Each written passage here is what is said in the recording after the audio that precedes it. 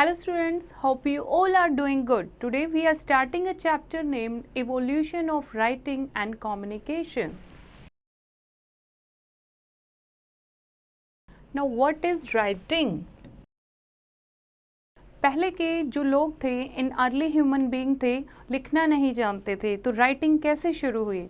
Most early writing systems begin with small images used as words, literally depicting the thing in caution, but pictograms of this kind are limited. Some physical objects are too difficult to depict. Moreover, many words are concepts rather than objects. Writing पहले के लोग लिखना नहीं जानते थे, ज़्यादातर चीज़ें वे क्या करते थे अपनी केव्स में जहाँ भी वो रहते थे वो ड्रॉ कर देते थे, लेकिन जो पिक्टोग्राफ है यानी पिक्चर फॉर्म में जो लिखा हुआ है वो बहुत लिमिटेड होता है, क्योंकि कुछ सीन्स को हम पिक्चर में डिस्क्राइब नहीं कर सकते. Cuneiform in Mesopotamia from 3100 BC. Cuneiform or Sumero-Akkadian cuneiform, one of the earliest system of writing, was invented by the Sumerians. और सबसे पहला जो राइटिंग सिस्टम था दैट इज़ क्यूनिफॉर्म स्क्रिप्ट, जो ये लिपि थी सबसे पहले इसका इन्वेंशन हुआ था. किन्होंने शुरू किया था? ये सुमेरियंस ने शुरू किया था. It is distinguished by it's wedge shaped marks on clay tablets made by means or a blunt reed for a stylus. The name cuneiform itself simply means wedge shaped. किसी भी clay tablet के ऊपर मिट्टी से एक clay बना दी जाती थी और उसके ऊपर किसी भी वेज शार्प चीज़ से लिखा जाता था, टूल से या पत्थर से उसके ऊपर लिखा जाता था. तो उसको क्या क्यूनिफॉर्म जो स्क्रिप्ट थी ये सबसे पहली स्क्रिप्ट थी. And hieroglyphs and papyrus in Egypt from 3000 BC. The second civilization to develop writing shortly after the Sumerians is Egypt. Sumerians के बाद किन्होंने डिस्कवरी की? इजिप्ट के लोगों ने ये शुरू किया, ये लिपि शुरू की. And the Egyptian characters are much more directly pictorial in kind than the Sumerians, but the system of suggesting objects and concept is similar. इनका जो पिक्चर डिपिक्ट करने का स्टाइल था वो थोड़ा easy to understand था, समझ में आ सकता है, लेकिन जो वे था दैट इज़ अपनी बात को पिक्टोग्राफ में रिप्रेजेंट करना, वो दोनों का ही कंसेप्ट सिमिलर था. The Egyptian characters are called hieroglyphs, और इन कैरेक्टर्स को क्या बोलते हैं? Hieroglyphs. And because by that time this form of writing is reserved for holy text, hieros and glypho means sacred and engrave in Greek. क्या मतलब है इसका? हेरोग्राफ का मतलब होता है कि जो भी पवित्र चीज़ें जिसके बारे में लिखा जाता है, होली टेक्स्ट के बारे में लिखा जाता था और एनग्रेव करके यानी खोद खोद कर इस लिपि को लिखा जाता था. Now what is communication? Communication, the exchange of information or ideas by speaking, writing, drawing, body language, sign language or through some mechanical or electronic means is called communication. हमें अपनी बात को दूसरों तक पहुंचाना, exchange of information और ideas बोल कर, लिख कर या ड्राइंग करके या बॉडी लैंग्वेज के थ्रू या साइन लैंग्वेज के थ्रू या किसी भी मैकेनिकल और इलेक्ट्रॉनिक इक्विपमेंट का यूज़ करके लोगों तक वो बात पहुंचाना, उसको क्या कहते हैं? Communication. We can not imagine a world without any kind of communication. Development of civilisation has been closely linked with the progress in communication. In ancient times there were no means of communication. People used pigeons, messengers on horseback, signals or drum beats to send their messages. Early human being तो थे, उनको लिखना पढ़ना नहीं आता था, तो वो कैसे अपना मैसेज दूसरों तक पहुंचाते थे? पिजन का यूज़ करके या फिर हॉर्सेस पर भेजते थे मैसेंजर्स को दूर दूर तक अपना नोट लेके, या फिर बाय ड्रम बीट वो अपना सिग्नल देते थे, अपना लोगों तक मैसेज पहुंचाते थे. With the passage of time the forms and ideas of communication have evolved through continuous progress of technology. और जैसे जैसे टाइम बीतता गया नए आइडियाज़ और नए फॉर्म्स ऑफ कम्युनिकेशन डेवलप होते गए. Now what is written communication? Written communication, जो भी लिख कर हम दूसरों को बात बताते हैं, that is written communication. There were three phases through which written communication developed. First is pictograph, Pictographs were the very first phase of written communication. They were made on rocks and on the walls of caves. They were not mobile. Slowly they became simplified and understandable. जो पहले के जो लोग थे उनको लिखना पढ़ना नहीं आता था, तो वो क्या करते थे, जहाँ भी रहते थे, केव्स में रहते थे या अपने हट्स में रहते थे, वहाँ पर ड्राइंग बना देते थे. तो पिक्टोग्राफ मीन्स पिक्चर से जो हमें पता लगता है, पिक्चर से जो हमें समझ आता है कि वो लोग क्या कहना चाहते हैं, उसको पिक्टोग्राफ कहते हैं. Okay, next is then writing work appeared on paper, papyrus, clay, wax, barks of trees, skins of animal, etc. Alphabets developed and communication became mobile. और केव्स में जो एक जगह लिखा होता था वो उसी जगह लिखा रहता था, मोबाइल नहीं था. अब जैसे जैसे लिखना शुरू हुआ, स्क्रिप्ट शुरू हुई, तो लोग क्ले टैबलेट का यूज़ करने लगे, क्ले का यूज़ करने लगे और बार्क ऑफ ट्रीज़ पर लिखने लगे, अपने मैसेज लिखने लगे, एनिमल्स की स्किन पर अपने मैसेज लिखने लगे. इस तरीके से अल्फ़ाबेट शुरू हुई और लोग जो कम्युनिकेशन की चीज़ें थी वो इधर से उधर ले जा भी सकते थे. And third type is finally the information was transferred through radio and waves of electromagnetic radiation and electronic signal. Finally जब लिखना पढ़ना आ गया उनको ले जा सकते हैं, तो उसके बाद इतनी ज़्यादा टेक्नोलॉजी ने ग्रोथ की कि जो इन्फॉर्मेशन है वो ईज़िली ट्रांसफ़र की जा सकती है रेडियो से या फिर टीवी के द्वारा या मोबाइल फ़ोन के द्वारा by the use of electromagnetic radiation and electronic signals. Okay, now come to the fact file. Sailors use flags to convey messages to ships sailing around. This technique is called semaphore.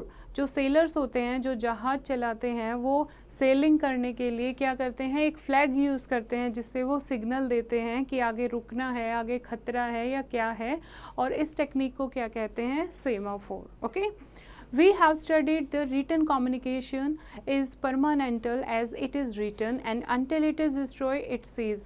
Spoken words are likely to be forgotten. जैसे हम जो बोलते हैं वो भूल भी सकते हैं दूसरा, या हम खुद अपने वर्ड्स को भूल सकते हैं, लेकिन जो रिटन फॉर्म ऑफ कम्युनिकेशन होती है वो क्या होती है, वो परमानेंट होती है. जब तक उसको डिस्ट्रॉय ना करे वो हमारे पास कम्युनिकेशन का प्रूफ रहता है. ओके, इसीलिए जो ओरल और वर्बल कम्युनिकेशन है उसको कैसे कर सकते हैं, मिसलीड ले सकते हैं, क्योंकि कई जो लोग हैं वो भूल जाते हैं. इसीलिए हमेशा जो कम्युनिकेशन है वो रिटन फॉर्म में होनी चाहिए. Now invention of telephone.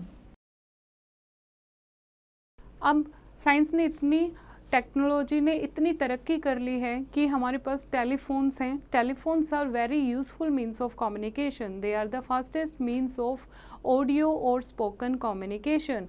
Audio और स्पोकन कम्युनिकेशन का फास्टेस्ट मीन है.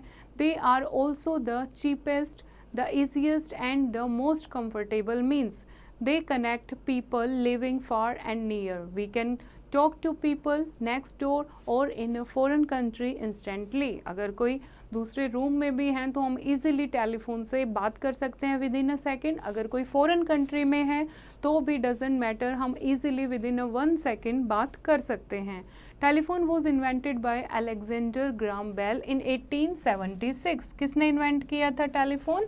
अलेक्जेंडर ग्राम बेल ने इन 1876. The telephone service that are used to make calls within India are called the STD, or the subscriber is trunk dialing facility. To make international call we use the IST.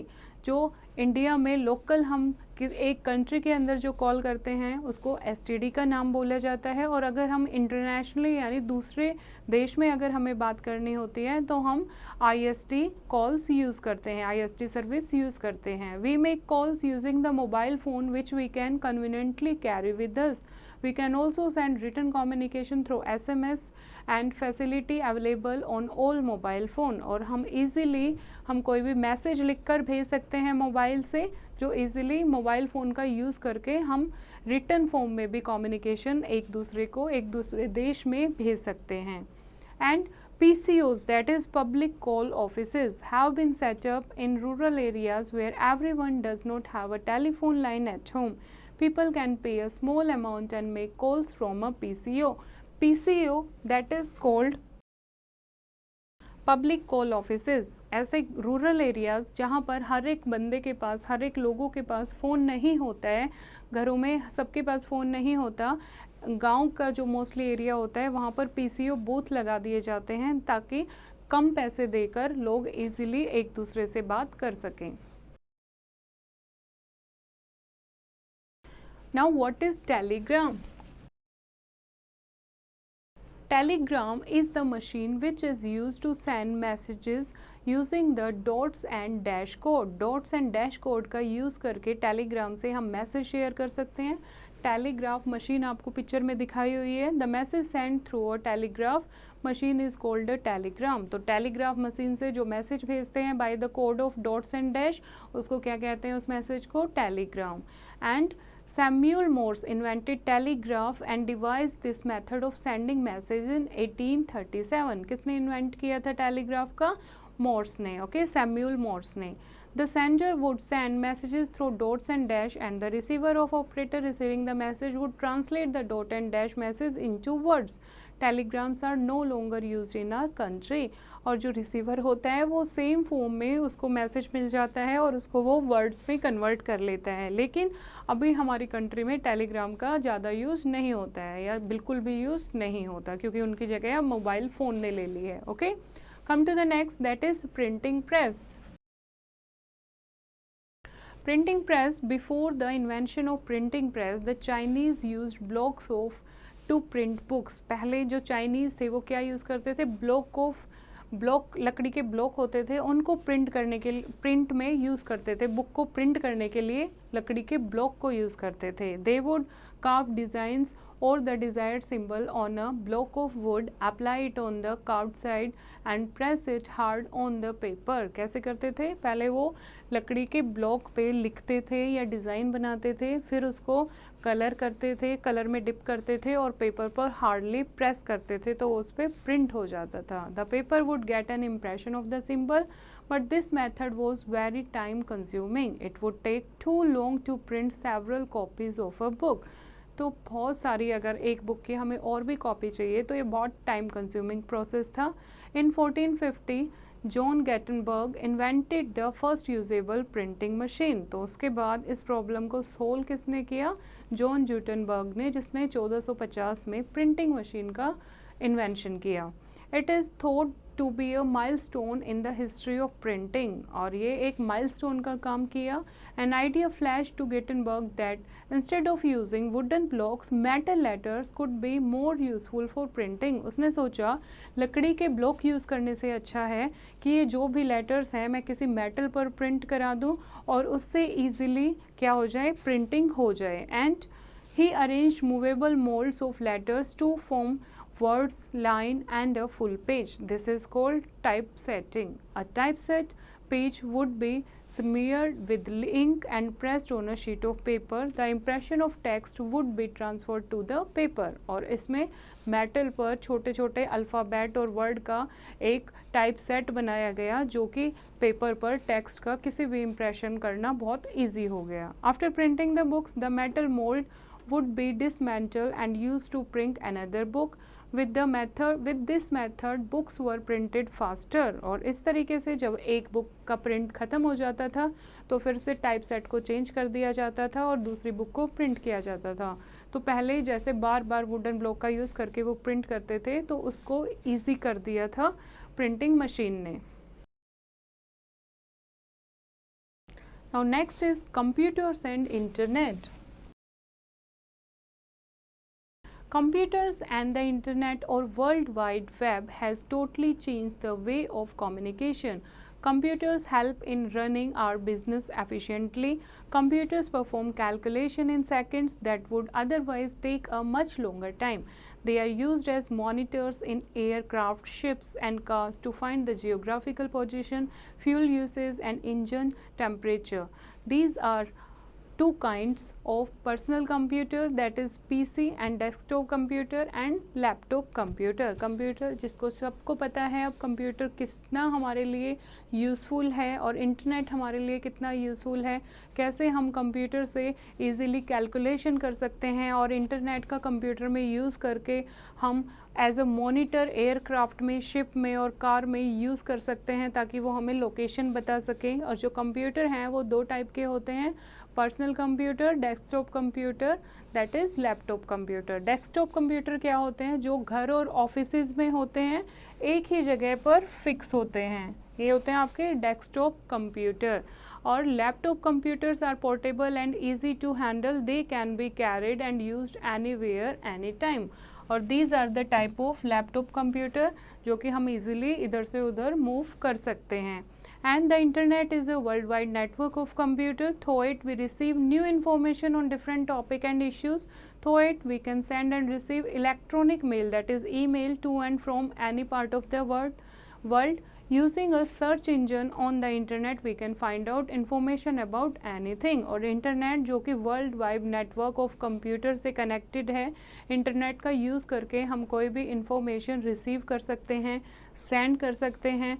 और electronic mail जो एक system of messages है वो हम email का use करके, network का use करके हम ईमेल से कम्युनिकेशन कर सकते हैं.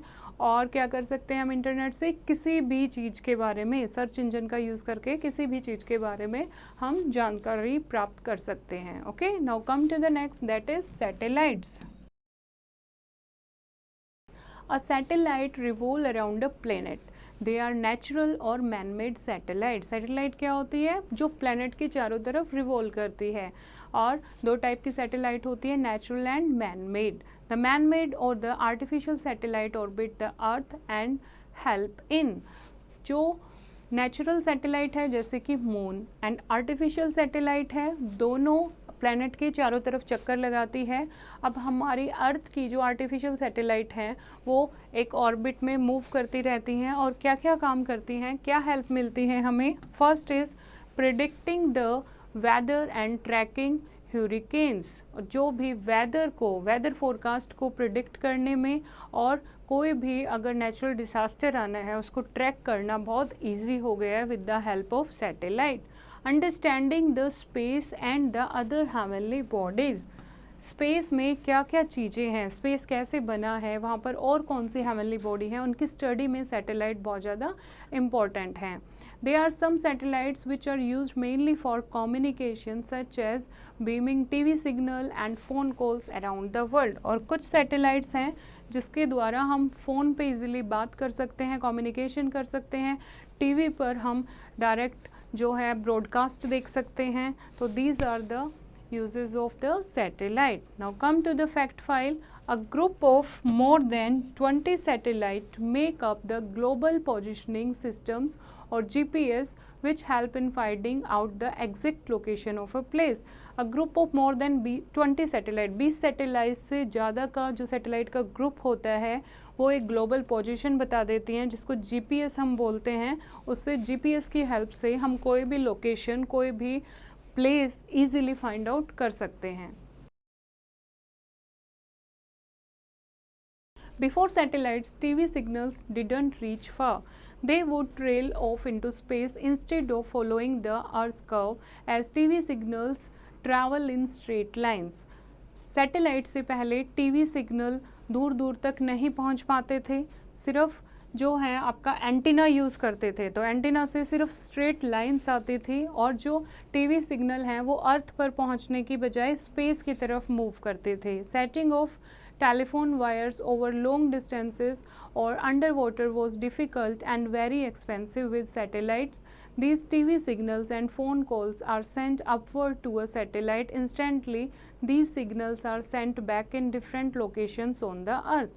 और फिर सैटेलाइट का यूज़ करके इन टीवी सिग्नल को एक लाइन के माध्यम से इकट्ठा किया गया और फिर उसको ब्रॉडकास्ट किया गया, अर्थ पर दोबारा बैक सिग्नल के रूप में भेजा गया.